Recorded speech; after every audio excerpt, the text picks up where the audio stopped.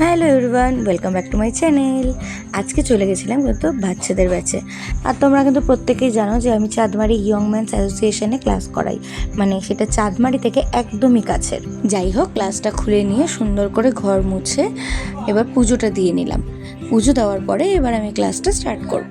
আর দেখো, দেখতে দেখতেই কিন্তু খুদেরা চলে এসছে।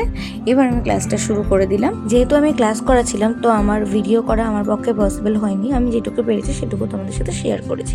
তো ক্লাসের মধ্যে টুকটাক এরকম ছোট দুষ্টুমি তো হয়ই। ওরা ডিগবাজি দিচ্ছিল, কেউ কেউ কাটুইল করছিল।